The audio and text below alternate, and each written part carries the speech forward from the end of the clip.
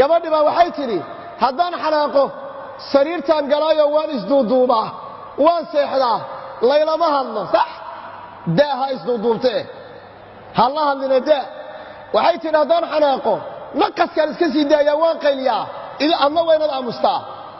markay islaantu xanaaqdo aamus dariishadaha soo xidh tiifiga dami carruurtii adiga beerbeer u seexda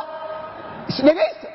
islaantu ha qaylido mar xagga ha kuu dhaafto mar xagga ha kuu dhaafto afka abuura ka kiciso ayadaa marka dambe iska kaca ku dhigi lees li'anna marka hore isku ogadeen sooma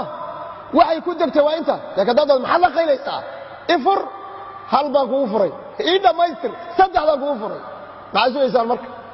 maba lays yaqaaneen ninkii baa wuxuu yidhi haddaan xanaaqo waan baxaayo raggaan la soo sheekaystaayo masaajidada iyo maqaaxiyaan tagaayo hadhowta anigoo ubax ku wadaan ku imaanaya iyo shukulaato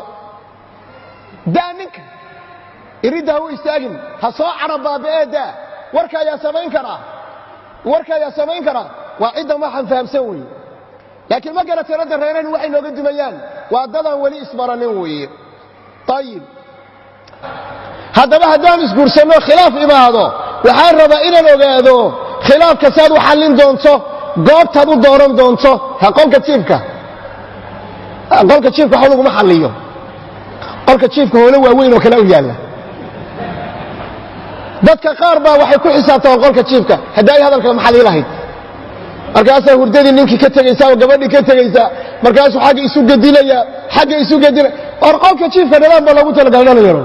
xaggee wax lagu xalliyaa fadhigaa lagu xalliyaa goobtee lagu xalliyaa xilligee la xalliyaa ma markaan xanaaqsana ma markaan shaqada ka soo galo ma markaan daallanahay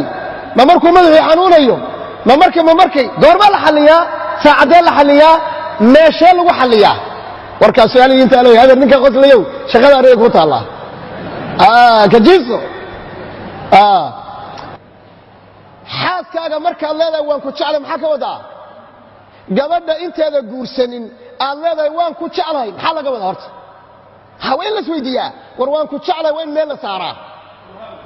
huhawey waan ku jeclahay waa in meel la saaraa idan su'aalahan oo dhan fiiriya waxay u baahan yihiin jawaab mar dhowna waxaa arki doontaan innagoo intaan weeb u samaynay oon su'aalahan jawaabo ku soo qornay qofku intuu jawaabahan galo su'aalahan uu qoro kadibna warqad kuu soo baxaysa oo ku dhahaysa adeer weli maa guursan kartidee dib ugu noqo koorsaa lagu siinayaa gabadha ordaysaala nin baan guursanayaa adeer horta bal shuruuddan soo buuxi nin kale horta waan guursanayo horta bal shuruuddan soo buuxi